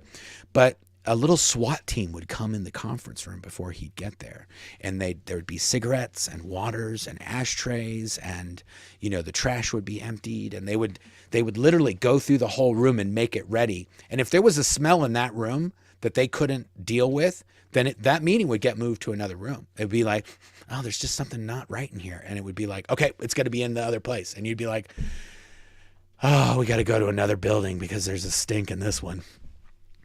But they do. He is very paranoid. Vanderella, are Ashton Kutcher and his wife Scientologists? I don't think they are. I just think that they're very knowledgeable of Danny Masterson's goings-ons and other probably unoptimum going-ons that they were involved with over the years. That's my from the people that I've spoken to. That's what's going on. Donna Rose, any update on Bob Ferris? The only update that we have is that he is still alive, and that has been confirmed, right? That was really the last thing. He is now claiming to no longer want to see anybody or not need to see anybody, even though they were looking for him feverishly a few months ago and they didn't know where he was. And now all of a sudden he's back there and he's totally fine. Matt Elliott, MAASO SPTV Canada. Mark's on the TV, Mike Rinder on the computer, and it's 22 hours from Stockholm, Sweden to East Grinstead. Holy moly. 22 hours? I knew it. It was, I took a train. But Stockholm's further away than Malmö. Okay, but I mean, I took, side of Sweden. I know, but I was in Copenhagen and I had to take a train to Malmö to get some speakers. And it was like hours and hours just to get to Malmö. Hours and hours to get to Malmö from. I'm pretty sure it was. Maybe 2. What's on the other side of the flying? What's on the flying boat when you go from Denmark to Sweden? What's that? Malmö. Or Göteborg. Yeah, Gothenburg. And then when I got to Gothenburg, then I had to take a train to Malmö. It was at least 3 hours, I think. Okay. And there was no bridge. All right. Well, whatever. 22 hours is a long bus ride. Those poor suckers are getting a $20 bus ride to hell. Yes. You couldn't pay me. You couldn't pay me $2,000 to get on that bus. That's a long time. Trying to think now. Now I'm doing the math. I'd probably charge you $10K for that trip. Matt's caustic comments. Mark, I made an unboxing video for fake Navy Davey. I won on Denver Stevo chat. He runs into trouble with Mike Rinder bobblehead. Please check it out. Okay. Where do I see it? You got to send me a link or something. I made an unboxing video. I want to. Okay. I'll look. You got to send me a link. Send us where it is. Yeah. Maybe just type in fake Navy unboxing. Sherry, Alex was not asking for whole road closed for the whole time, just the time that they are marching down from starting point to the final destination. Okay, that makes sense. I get that too. Well be granted. Yeah, we'll see. It's just like a 10 or 15 minute time. Yeah, but even the fact that there's a protest happening during the event, huge flap. Don't worry. That alone is an RPF assignment. That just that part. If that guy gets the road closed, it's just the number of people that fall into this hole is going to depend on what actually happens that day. Right. Exactly. Free Xenu Project to Farsec. Do you think Boss Baby Davy realizes when he keeps putting OSA members in the hole or wherever no one can man SPTV? Or wherever no one can man SPTV. I don't. He doesn't care about that sort of shit. That's someone else's problem to deal with. Yeah, I really don't think. The only thing that I know, Mike, that I was going to ask you about is usually when these sort of things happen, the pressure that gets put on people is what makes them pop. Mm-hmm. So, like you were assigned to John Sweeney because he was doing that show for Panorama. And it was going to be a big flap. And he'd already talked to a bunch of us. You're still on the inside. He's already talking to a bunch of SPs. We already know it's not going to be the best show Scientology's ever seen. And he sent you to go deal with it. And then he didn't like what you did. And then he basically told you, you're toast. When you get back here, you're toast. I know. He told me I'm not coming back there. Okay, so he told you weren't coming back. And so this essentially, you now have nothing to lose. Right. That's exactly right. You go, okay, I'm not going to see my kids ever again. I'm not going to see my wife ever again. And if I stay here, then I will never make it back there. He will make sure, and you know that he will do this because you've seen him do it to other people. He just disappears people. And then you think, oh, I'm going to get back. But you know, you're never getting back. It's never, you've already tried his last patience, his last little bit, and it's never going to work out. And so then you go, okay, I'm out. And that's what happened to me. It's like, oh, I'm not going to ever see Claire again. I'm never going to be able to speak to my family again. So it's like, okay, peace out. I'm done. I'm not going to play it. I'm not going to play. If we're not going to play it fair, well, then I'm not going to play. I'm going to leave. Right. I'm going to take my ball. I'm leaving. Exactly. So usually that happens when these things, lawsuits and TV shows and magazine articles and Danny Masterson. When the flaps get bigger, the pressure gets hotter, and the people who are under that pressure tend to explode. Yeah, they can't take it anymore. You can only put up with the nonsense for so long, and then you're just like, you know what? Nothing's worth this. My future eternity is not worth this nonsense. Yep. I'll trade a night of sleep and a good meal for my future eternity right about now. Exactly. And no nonsense. Just the lack of nonsense is therapeutic. Yeah.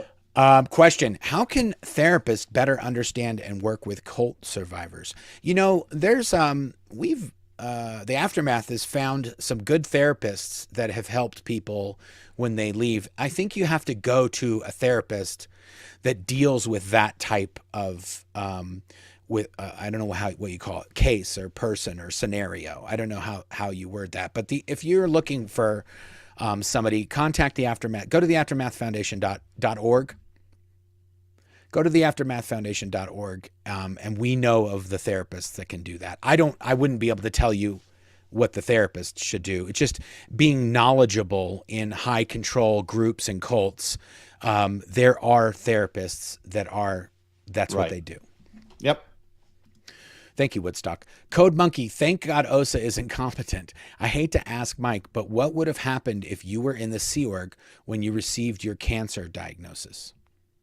A PTS handling to find out who I was connected to, and then a lot of NOTS auditing to find the BTs that were being the cancer. That is, NOTS stands for New Era for OTs, right? New Era Dynetics for OTs. And that's where you deal with the BTs. Again, people, I do not recommend this. It's a giant waste of time.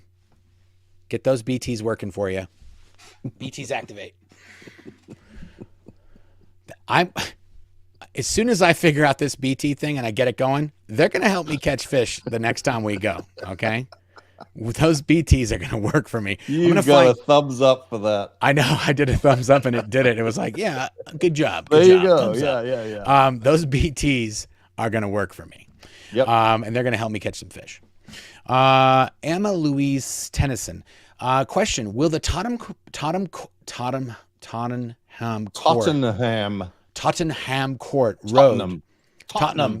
Road Scientology shop be shut for the event? I used to work opposite and was definitely a family who ran the shop, and I'm so intrigued.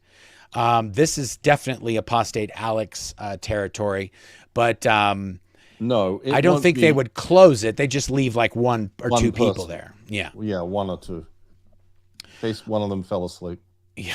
Question: how many people do you think will show up for the IS event? I mean, if they 5,000. Yeah, if they get as many as they want, it's going to be in the 4,000 to 5,000 range. The amount of people that are going to show up and attend the event. Not all of those people are going to be the whales.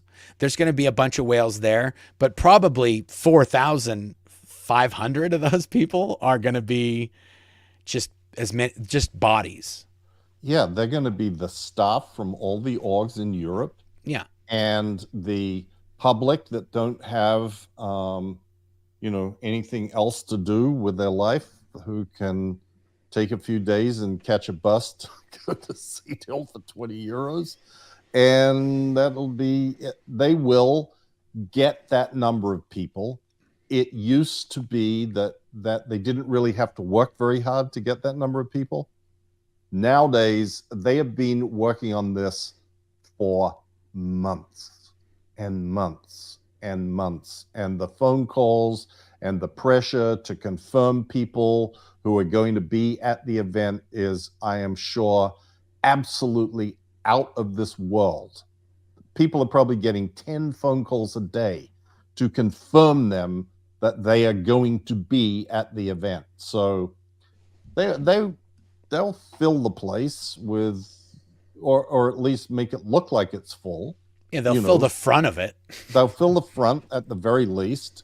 They may fill the whole tent, but realize 5,000, scraping together 5,000 people across the entirety of the United Kingdom and Europe is a pretty sad state of affairs when it comes to this organization that claims, 11,000 organizations, groups, missions, whatever, and millions of members all over the world, growing at exponential rates. I can't believe they're still touting the millions of members thing. I'm like, They still say this? Like I know, and it's ridiculous. They spend months scraping together 5,000.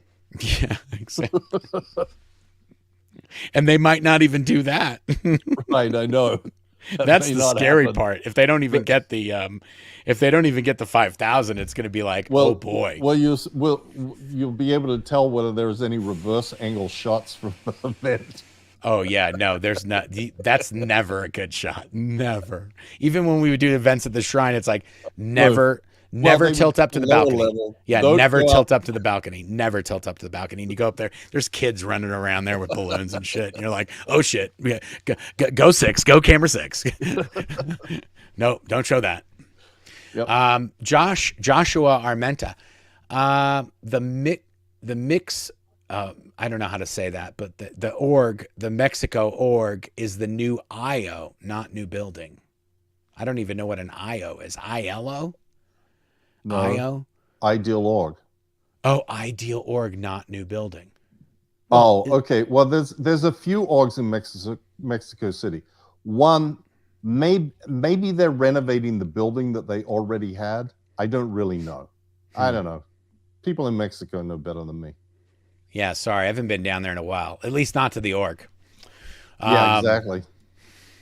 We did go to. We did. Yeah, I was going to say not too much detail there. Cat Mediets. It makes me so happy to see that a troll doll on Mike's. That troll doll on Mike's shelf. Way to take your power back. Kudos to all of you for doing just that. Thank you, Cat. We appreciate it. Yeah, I don't know how Dave's going to what does Osa do about the troll doll? That's also just like another weird, stupid thing that Osa should have never let happen. Yep. Maria de Jesus Gutierrez says, who at Gold/Int got sent to the hole? Someone asked Sterling if he was, but I thought he wasn't high-ranking enough. Who was? Mike, Claire, Amy? Okay, I put a list on my blog at one point, Maria, of everybody that I could recall that was in the hole. I think if you just search whole list, there was more like 140 people. I remember it was that. Not just, it started as executives. It ended up being anybody. Yeah. And I actually put a list on Operation Clambake back in 2006. That was one of the posts that are in the spy files, was me listing out all these people who got locked up. It wasn't really called the hole in 2004. Right. It was just, it was just you went up to CMO Int and you just never left. It wasn't called the hole. It was just called shit. I'm stuck here for a few days. We didn't have a name for it. We just knew it sucked.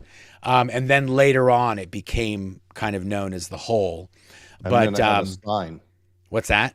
Then it had a sign. Yeah, then it had a sign. Only a carved wooden sign. Yeah, what is it? What's the quote? The hole. No, I know, but wasn't there an L. Ron Hubbard quote that says, JB said there's an L. Ron Hubbard quote, and only an individual when he gets up to cause or something can dig himself out of the hole that he's gotten himself in or something like that. And you're just like, oh, really? So you made a place, you call it the hole, and then you put me in it, but I'm the only one who can causatively get myself out of it. Yep. Amy Scobie. Oh, she did officer training at the Free Winds with Matt. That must be Maddie. Letty Helt. Yes. Wow. There you go. Thank you, Amy. Yeah, I liked Letty. Donna Rose. Is it possible to see Ben coming/going to work? No. They drive buses. Everybody gets in the bus at the hacienda, which is behind the fences, and it's the cameras and the wire and et cetera, et cetera. They get driven in and they get off the bus and go straight into the building. So for those of you who don't know, Ben Rinder is Mike's son, and he works in Clearwater. He did. I don't know if he still does. He still does. He still does. Well, one of the people that was talking to Matt said, well, Ben's no longer a chef. He's working in the engineering division now. Probably because they don't want public interfacing with him in the dining room and being able to take pictures with him like people have done. Yes. Dr. X. What I have concluded from SPTV is that DM is the one in the group who does nothing/can't get anything done, but takes the credit when it goes right, blames people when things go to shit, seems nothing gets done when he's in charge. You got it. I mean, You've That's why graduated. you're a professor. Yeah, that's it. This is why you're a professor, Dr. X, because she watched 50 videos nailed and she's like, oh, I get it. I see what's going on here. That is 100%. He complains the entire time you're trying to do work, and the only thing he does is distract you from the work. And then when the work doesn't get done on time, he gets someone else to finish it for you, yells at you that he had to do it all himself, and then goes up on stage and tells you about what he did. And you're just like, I had it. If you would have just let me that last 2%, I could have taken it all the way home there. Oh, that's awesome. Maria de Jesus Gutierrez, Lee Baca is in prison. That's correct. Yeah, I forgot to tell you the punchline of the Lee Baca story. He was a corrupt sheriff, and he was Scientology's sheriff for many, many years. And then he ended up going to jail. Ironically, not for the Scientology stuff, for some other prison. What was it? It was in the prison system in downtown LA. He was corruption. Right. Unbelievable. Oh, David's here. Hey, Dave. Captain Davey himself. My alter ego, David Miscavige, is the world's shortest human trafficking cult leader. Oh, gosh. Well, thank you for that, Dave Miscavige. We appreciate it. See, that's when you know you got problems. Oh, so screenshot this one. It's even got Dave's headshot in the thumbnail. I mean, what are we doing here? This is like this is some kind of bizarro world we're in. Diane Fry, thank you for the super sticker. Laura, question, have you considered putting a flap on Davy Navy so that we can make it into a dog toy ourselves? Make a flap. We can add the squeaker. Oh, I see. You could call it the Davy Flapper. The Davy Flapper. It's hard to customize these things when you're trying to make a lot of them. And every time you add a little thing or add this it just drives the cost up. And we're trying to get them quick and down and dirty and raise some money for the Aftermath Foundation. Right. So we just made them as simple as possible. There wasn't even any revisions. They sent that thing to me and I was like, looks great. And then Claire's like, what about the hair? The hair's not even his color. And I was like, okay, we can adjust the hair. And then they adjusted the hair and it still wasn't the right color. I'm like, we're good. Okay. The fact that he has a frumpy butt and he's all weird. That's what Leah said to me the other day. She said, why didn't you make it with the big bouffant on top? Yeah. I said, Lee, they kind of come like, this is a thing. You have to get these things from China. I mean, it's like, look at his not ears. Easy. His ears, they don't go backwards. They go forward. It's like they put the ears on backwards. Like, no. That they don't flap back. They flap forward. And I thought, so he can hear better. I don't know. I'm thinking, I think it's hilarious. It's like the one. It says he's listening for all the conspiracy theories. That's right. He's got to have his ears pointed this way to be able to hear all the noise at him. But it's a better representation than the bobblehead they made of you. Mine looks more like him than their bobblehead does look like you. So I was like, you know what? It's good enough. Okay. Yep. And it's life size. For those of you who don't know, the bobblehead that they made of me was the inspiration for the bobblehead that we made or that Mark made of me. Yeah. So this bobblehead. They made a bobblehead. He's all zenued out. Was intended. They put it in one of their stupid videos about how I was just a yes man for Leah. And they had this bobblehead sitting there, supposedly me, wearing a cardigan or something. What was it, Mark? It was a sweater? Yeah, it was a weird sweater. And I was like, Mike, first of all, Mike doesn't wear sweaters. I've never seen Mike wear a sweater. And it didn't even look like Mike. And I was like, and I asked Mike, as soon as somebody tweeted it or something, oh, this is what Scientology has up. And it was a bobblehead going like that. I was like, who's that supposed to be? And I was like, oh, that's supposed to be Mike Rinder. And I thought, oh my God, they're geniuses. And so then we made this guy, and this looks, that's a pretty good Mike. You got to say. It is pretty good. That's pretty good for a Mike Rinder. And so this whole thing was their idea. They started bobbleheads, which then led to fake Navy dolls. So this is all kind of, this is Dave. I guarantee you Dave's the one who said the bobblehead thing. Because that was a several $100 bobblehead that somebody, a one-off. Yeah. Yep. And so Dave said, we should make a bobblehead of him and then we'll shoot the video. And now look at happened, Dave. Yep. Same thing with SPTV. Okay. We that got, was Scientology TV. That's true. That's true. Ours is so much better though. Their content is trash. Lisa Gillespie, Gillespie, the look in your eyes, Mike, telling the blackmail double inside mole program, priceless. So nice. Your sonorous voice. Is that a word? Yeah. Sonorous. Sonorous voice and smiling face are back. Mark. Oh, full of sonic, full of sound. Full of round, nice sound. Tonight on Smooth Hits, we bring you sonorous TV with Lloyd Sher.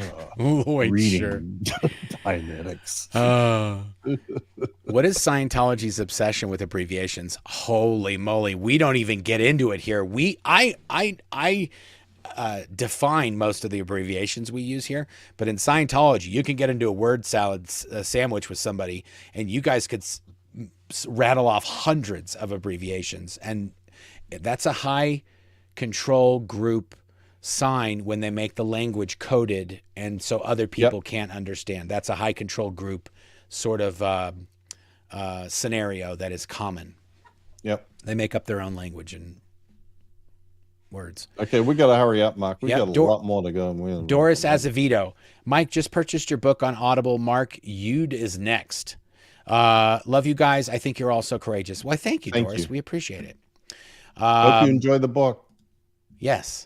What is with Scientology obsession with abbreviations? We covered that, Melissa. Thank you. King Cobra, again. Mom passed away from the Big C back in 2018, and another 5 or so co-workers and acquaintances has passed away since then. So that gives me issues. I understand, King Cobra. Yeah. Well, thank you for that. We appreciate it. Sorry you lost those people to the Big C. Big C's no fun. My father also passed from the Big C. Salty Beach girl Lori. Finally, blah blah blah. Did you rip out a blah blah blah? You did. You missed it, and I did it very slowly too. I missed blah, it totally. Blah blah blah. Not blah blah blah. A blah blah blah.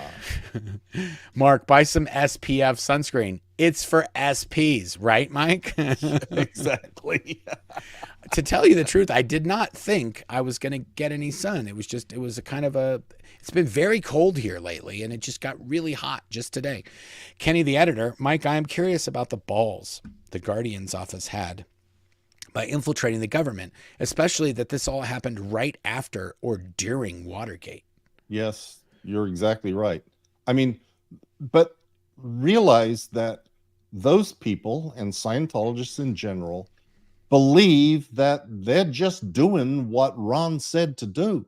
And it doesn't, it's like, it's not a matter of whether you've got balls or not. It's just a matter of, hey, he said to do it, so we do it. Yeah. And it's like that it has to be done. Robotically, idiotically, unthinking. There's no thought that goes into these things. It's just Ron said, this is what we need to do, so we're doing it. It's blindfully, it'll all be okay. Blindfully following whatever they say to do. That's the scary part of OSA, is that if Dave says to do something, it's gonna get done. They're either gonna do it themselves. The only difference now between OSA and the Guardian's office is that the Guardian's office, they did the deeds themselves. Like Scientologists did the deeds. The OSA, they direct the deeds, and they get private investigators or lawyers or henchmen or shady cats or hackers. They have cutouts doing the stuff. So if somebody gets lit up, the guy that hacked Mike Rinder and Tony Ortega, he went to jail, but he didn't give up who hired him, but he went to jail. In your opinion, how does little DM Napoleon work his weird ugly? I don't know what that means. I'm sorry, Lisa, but I don't know what that means. If that's code for something, I definitely don't know what it means. And I don't know how he works his weird ugly. David Miscavige is kind of an enigma, I think. Personally, he makes, even when you're there and you're doing stuff and you're trying to get stuff done, he makes sometimes the worst possible decision at the worst possible time. And somehow he makes sense of it all. And you're just sitting there like, we just wasted $4 million. I'm not sure how you're going to make this come out in your head like you did something right. This was a giant disaster. Yep. Diana B. Hey, Osa. Who see this come on? Oh my God, Diana, if you're going to do it, you got to like, just take an extra second. I don't know what that says. Hey, Osa, who sees this come on? We out, we here for you. Come on out. We're here for you. There you go. Hey, Osa, anybody who sees this, come on out. We're here for you. There you go. Diana B. Mike is your whisperer. Okay. Thank you. Yeah. Osa. Thank you, Diana. Sorry, I butchered that. Did Lisa Marie live in Scientology sponsored house when she lived in England? No. Thank you for that, Kathy. Lisa Marie had dough. She could afford a house there. I think she actually, I'm not going to say anything more because I don't know what I know and how I know it. Dave Wheelhauer, Mike, did you consider going to Sweeney for help? No, I didn't. I went to my old friends. Ex-members that were already out. Tom and Biddy and Ronnie and, Sarah and Jim and all those guys. And then, interestingly, I did go to Sweeney eventually, but not for help, but to sort of make good for what I had done on the previous show. And I had promised when I first left, I ended up in Williamsburg, Virginia, and I was selling cars there at a Toyota dealership. And the producer of John Sweeney's segment, Sarah Mull, showed up at the car dealership to talk to me out of the blue. She flew all the way from England to come and ask me if I would now she heard that I had left. She tracked me down if I would now do an interview with them. And I said, Sarah, I'm not ready, but when I am ready, you will be the first person that I come to. And I did. And there is a second Panorama Scientology which and me. I use the intro clip for his to channel. Introduce many of my videos. Anyway, yeah, that's another thing which I was thinking about when we were talking about that earlier. Not only did you not handle Sweeney, but you were on the second show he did. Exactly. That's a David Miscavige. That entire scenario was created by David Miscavige personally. Right. The reason Mike is here is because of David Miscavige. The reason I am here is because of David Miscavige. And Claire. And the reason Claire's here is because of and David. Christy. All these people. David Miscavige did something. Yeah, he did something, and there was a chain reaction, and it caused us to leave however we left. And in most cases, we were slaying it. Like, in terms of his lieutenants, we were top shelf. And so when we left, there was not another person to fill that hole. Right. And that's what's happening right now, is David Miscavige is chasing off all of his loyal lieutenants one by one over the years. And those people are now going, I'm not what David Miscavige said I was. And now it's causing problems for David Miscavige. Who could Rathbun possibly be life coaching, though? That is a very good question, Honey Bunny. And I'm not sure that Marty even knows the answer to that question. Well, maybe we'll do a little program about that. Yeah, we'll get back to you on that one. We'll get back to you. We haven't seen any of the success stories coming out of the Rathbone life coaching seminars yet. 8 points of out R factor. Thank you for the super sticker. 8 points of out R factor. That's so bizarre of a name. Fat Cat's Heaven. I was in the RPF in 82. Are there Sea Org who never get sent? I've never been to the RPF. But I was about to go when I got out of Dodge. When I said I'm GTFOing out of here, I was on my way to the RPF. Mrs. T. Rouge.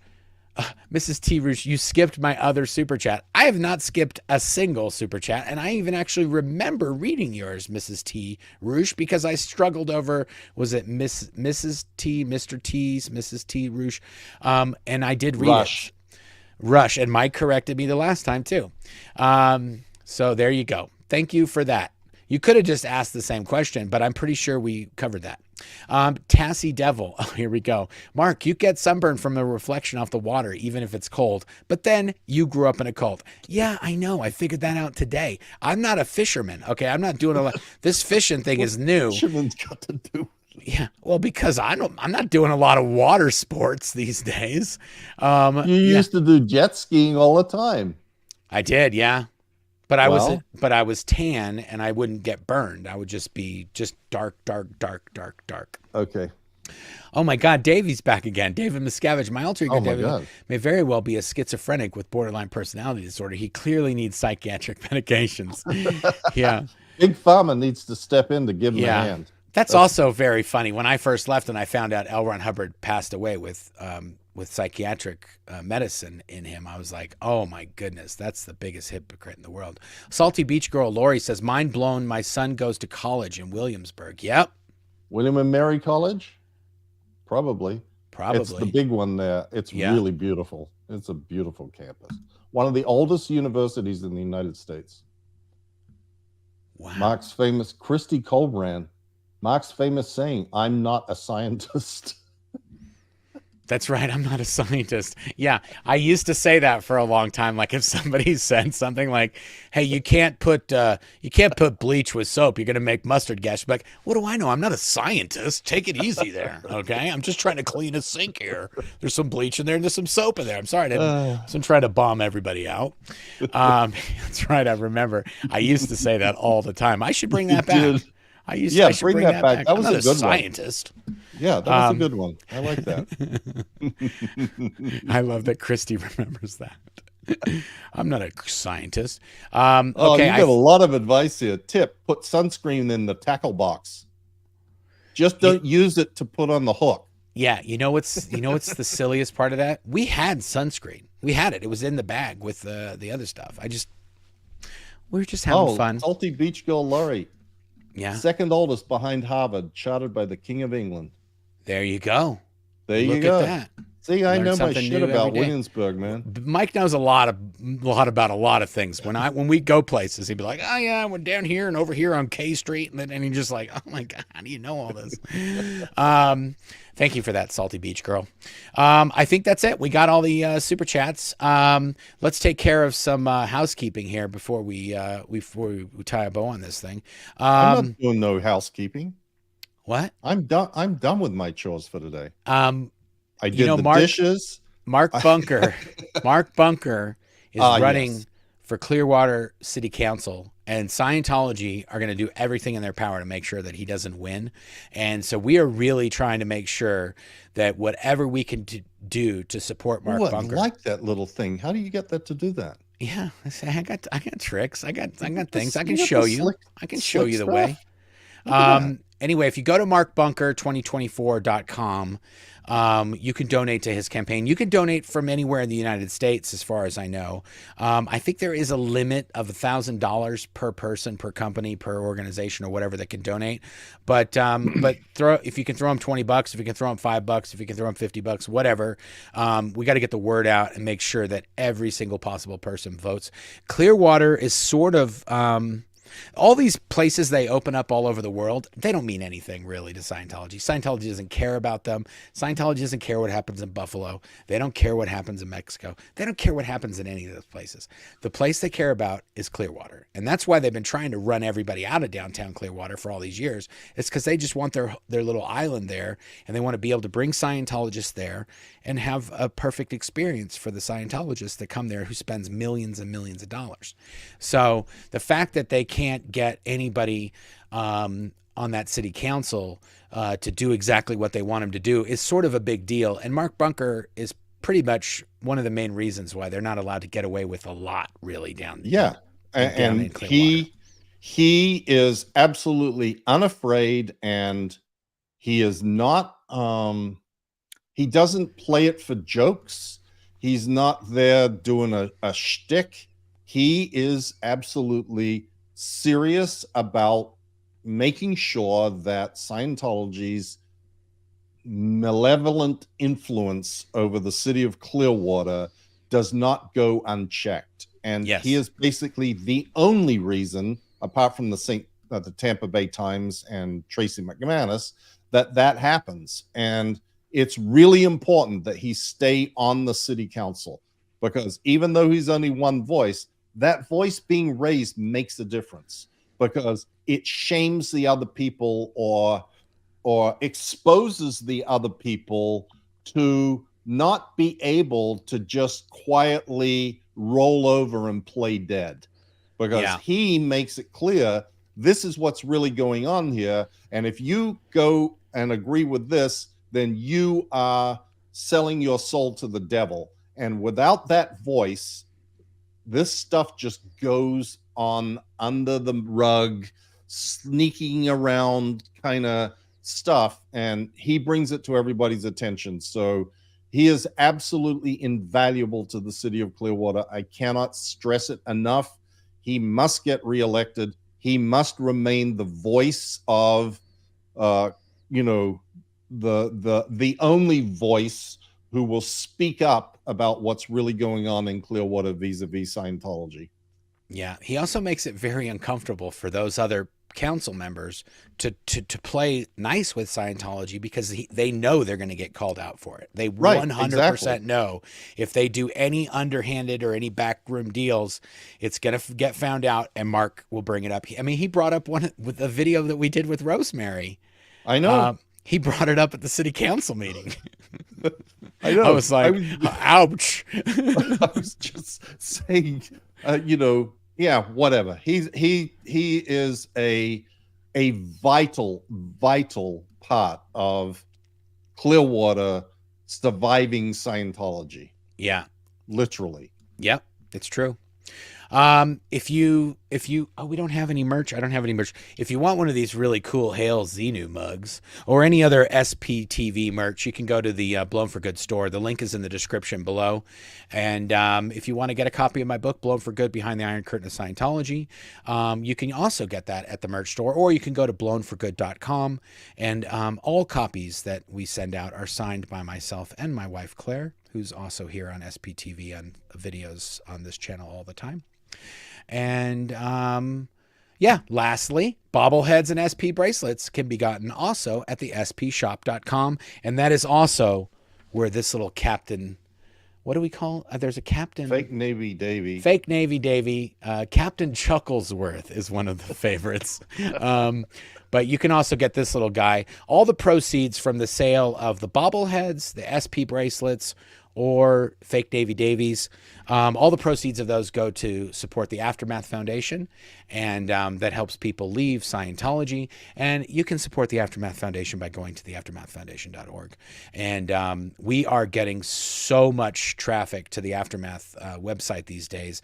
People asking for assistance, people volunteering, people just getting on the mailing list just to, if we say what's happening or we announce somebody that we helped or a video that we did, you get notified. So you don't have to pay anything to join that list. And we'll keep you up to date on what we're doing over there.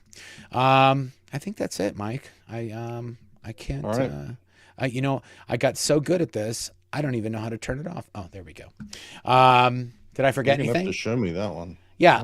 Like and subscribe, all that Yahoo. Yeah. What? Blah, blah, blah. Like, subscribe. Well, that's blah, blah, blah for his channel, not for mine. Mine is not blah, blah, blah. Like and subscribe to my channel. Click all the buttons. Hit the things. Hit the knobs. Oh, I figured out how to do this the other day. And now, here it is. Look. So Claire you can do like different effects and stuff in your videos. And so like when I did that little thumb thing, that it'll do it when you do this. I don't know how to make the different things do it, but I figured out there's a place where I can just make them do them whenever I want. I don't have to say anything or do anything. And it'll just do these random things. So, you look like a teenager when you do that shit. Yeah, it's literally, like it's built in to something. I don't even know what it's built into. Anyway, but that's enough messing around for today, guys. Thanks for joining us. Thanks for watching the video all the way to the end. And we've got Spy Files coming up. We got Scientology film reviews coming up. There's so much happening in the world of SPTV that we're actually having to figure out who's going to do what, because we have too many things to cover. I know. And we've got the whole Aftermath fundraiser coming in. Boy, do we have a lot of stuff for that. We do. Oh my God. We have so much stuff in store, guys. So if you want to know when that stuff happens, and sometimes, like Mike and I, we're doing other stuff. So we can't just do a willy-nilly video whenever we want. We got to kind of have to, a few days ahead, we got to say, hey, we got to do it at this time, at this day. But we have so many videos that if we have a little pocket where we can go on, we might just on the spur of the moment do a live. If you want to know, you got to click the bell notification and subscribe. It doesn't cost anything. It's free. I don't know how to explain this. It doesn't cost anything. You just say subscribe, and there no credit cards, nothing. Just. And we don't do them that often that you're going to get harassed constantly with dinging on your phone. Yeah, Mike's putting out maybe 2 or 3 videos a week on his channel. I'm putting out maybe 2 or 3 videos a week on my channel. It's not that many. Come on, hit the subscribe, hit the like. Guys. Don't be dumb. Give me some. Anyway, thanks for joining me today, Mike. We appreciate it. Okay, buddy. Okay, let's get an outro here. Bye, guys. Okay. Till next time. Bye.